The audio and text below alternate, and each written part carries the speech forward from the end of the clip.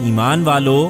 ایک دوسرے کے مال آپس میں باطل طریقوں سے نہ کھاؤ، الا یہ کہ تمہاری باہمی رضامندی کی تجارت ہو جس سے کوئی مال حاصل ہو جائے، اور نہ ایک دوسرے کو قتل کرو، اس میں شبہ نہیں کہ اللہ تم پر بڑا مہربان ہے۔ اور یاد رکھو کہ جو لوگ ظلم و زیادتی کے ساتھ ایسا کریں گے ان کو ہم ضرور ایک سخت بھڑکتی ہوئی آگ میں جھونک دیں گے، اور یہ اللہ کے لیے بہت ہی آسان ہے۔ ان گناہوں سے بچو، اس لیے کہ تمہیں جن چیزوں سے منع کیا جا رہا ہے ان کے بڑے بڑے گناہوں سے اگر تم بچتے رہے تو تمہاری چھوٹی برائیوں کو ہم تمہارے حساب سے ختم کر دیں گے اور تمہیں عزت کی جگہ داخل کریں گے۔ اور جو کچھ اللہ نے تم میں سے ایک کو دوسرے پر ترجیح دی ہے اس کی تمنا نہ کرو، اس لیے کہ مردوں نے جو کچھ کمایا ہے اس کا حصہ انہیں مل جائے گا، اور عورتوں نے جو کچھ کمایا ہے اس کا حصہ انہیں بھی لازماً مل جائے گا۔ ایک دوسرے سے آگے بڑھنے کی تمنا ہو تو اس میدان میں آگے بڑھو، اور اس کے لیے اللہ سے اس کے فضل کا حصہ مانگو، یقیناً اللہ ہر چیز کا علم رکھتا ہے۔ یہی ترجیحات وراثت کی تقسیم میں بھی ملحوظ ہیں، اور والدین اور قرابت مندوں کے چھوڑے ہوئے مال میں انہی کے مطابق ہم نے ہر ایک کے لیے وارث ٹھہرا دیے ہیں، ان میں تبدیلی کی کوشش نہ کرو۔ رہے وہ لوگ جن سے تمہارے عہد و پیمان ہو تو ان کا حصہ انہیں دو، اس میں البتہ کسی حقدار کو نقصان پہنچانے کا کوئی ارادہ نہیں ہونا چاہیے، اس لیے کہ اللہ ہر چیز پر نگران ہے۔ میاں اور بیوی کے تعلق میں بھی اسی اصول کے مطابق مرد عورتوں کے سربراہ بنائے گئے ہیں، اس لیے کہ اللہ نے ایک کو دوسرے پر فضیلت بخشی ہے، اور اس لیے کہ انہوں نے اپنے مال خرچ کیے ہیں۔ پھر جو نیک عورتیں ہیں وہ اپنے شوہروں کی فرما بردار ہوتی ہیں، رازوں کی حفاظت کرتی ہیں، اس بنا پر کہ اللہ نے بھی رازوں کی حفاظت کی ہے۔ اور اسی اصول پر تم کو حق دیا گیا ہے کہ جن عورتوں سے تمہیں سرکشی کا اندیشہ ہو انہیں نصیحت کرو، اور ان کے بستروں پر انہیں تنہا چھوڑ دو، اور اس پر بھی نہ مانے تو انہیں سزا دو۔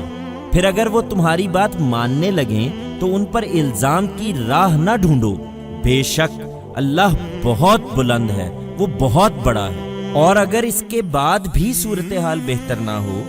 اور تم لوگ میاں اور بیوی کے درمیان افتراق کا اندیشہ محسوس کرو تو ایک حکم مرد کے لوگوں میں سے اور ایک عورت کے لوگوں میں سے مقرر کر دو۔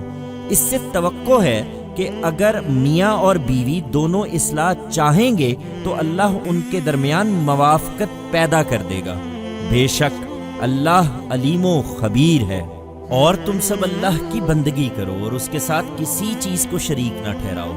والدین کے ساتھ اچھا برتاؤ کرو، اور قرابت مندوں، یتیموں، مسکینوں اور رشتہ دار پڑوسیوں اور اجنبی پڑوسیوں اور ہم نشینوں کے ساتھ بھی حسن سلوک سے پیش آؤ۔ اسی طرح مسافروں اور لونڈی غلاموں کے ساتھ جو تمہارے قبضے میں ہوں۔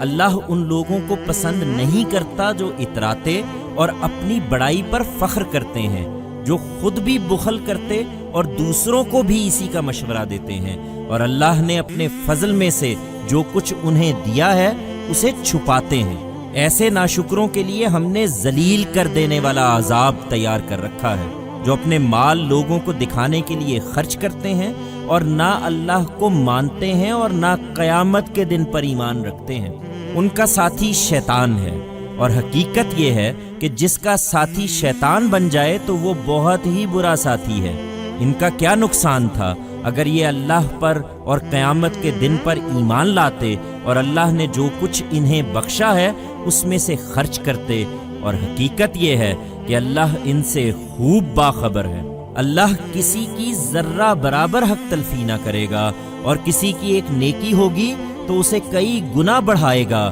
اور اس کے ساتھ خاص اپنے پاس سے اس کو بہت بڑا اجر عطا فرمائے گا۔ پھر اس دن یہ کیا کریں گے جب ہم ہر امت میں سے ایک گواہ لائیں گے اور ان لوگوں پر اے پیغمبر تمہیں گواہ بنا کر کھڑا کریں گے۔ پھر اس دن وہ لوگ جو انکار پر اصرار کرتے رہے اور جنہوں نے رسول کی نافرمانی کی ہے